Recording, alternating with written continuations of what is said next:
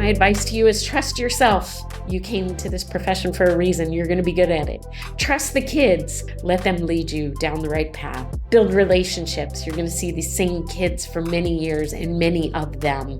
The more relationships you build, the more you will love teaching, the more you will love the kids, and the more they will love you. Take your time, get to know your students, and really, really lean on the village that you have on campus. Find whoever that is, if it's a new teacher with you, if it's your mentor, and really use them as a resource anytime you need it, because it is a new environment. It's a lot to learn, but really just take the time and get to know them, and also to get to know your students, and you are going to be just fine.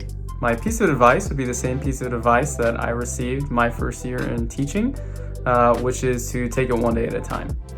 Specifically, I was told to start planning and preparing for the next day, not the next week, the next month, or the whole school year. I think it can be very overwhelming. Just focus one day at a time.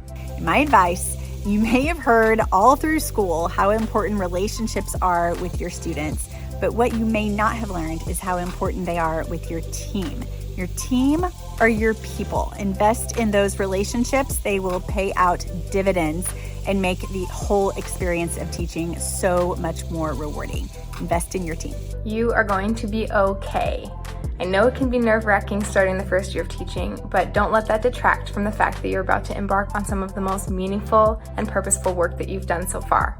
My advice to you would be to make friends with your support staff. Knowing your SPED teachers, office staff, custodial staff, the people that work in the cafeteria, all of that will come back around. Some advice I'd give my first year teacher self would be to reflect after every lesson and do that systematically. So what I would recommend is after a lesson, you review it and color code it: red, yellow, green. Red, there's serious problems, and you know you're going to need to spend a lot of time really getting into that improvement, and that needs to happen more urgently. Yellow, the lesson was okay. Maybe it just has a couple things that you want to improve. And then green, it's good to go. Maybe you even make just a set a little note about what could get, tweaked a little bit. So that's just having a system. To me, is something I did not stumble across until like year 3, 4, and I really wish I would have had that out of the gate. It sure would have made my life a whole lot easier. Take each day slow. Come prepared to school. Make sure that you get yourself prepared the night before, and take that extra time to greet your students at the door with a smiling face, have some upbeat music on.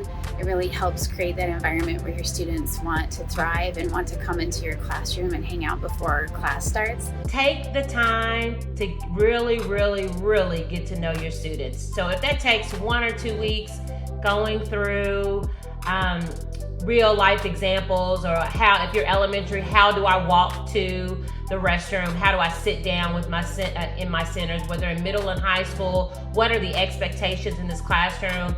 And continue, not only really give that to them the first 2 weeks, but as you move throughout the school year, that you all take time to stop and reevaluate those expectations. My piece of advice for new teachers is to just pick one thing that you're going to really focus on becoming an expert at that year.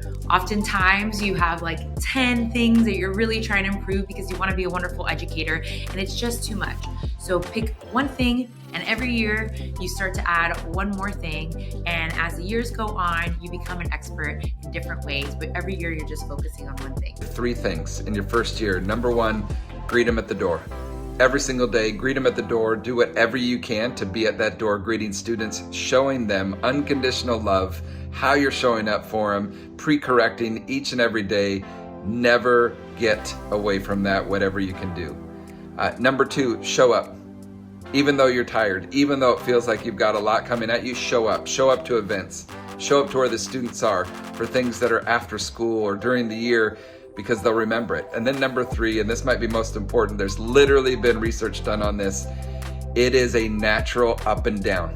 It is an up and down as a first year educator, where there'll be times where you feel like, can I keep doing this? But there's also a natural feeling like, gosh, I got through that. I think I can do this. And so know that the ups and downs are normal. Ask for help wherever you need it. Learn, ask questions from others. But remember, it's the standing at the door. It's the showing up to the events when times get hard that will give you those little moments where you're remembering more why you do what you do. And those are the moments that you're going to need most to keep pushing through. You got this. It's worth it. Welcome to the greatest career ever. Good luck. You got this. Keep your head up. You're going to be a great teacher.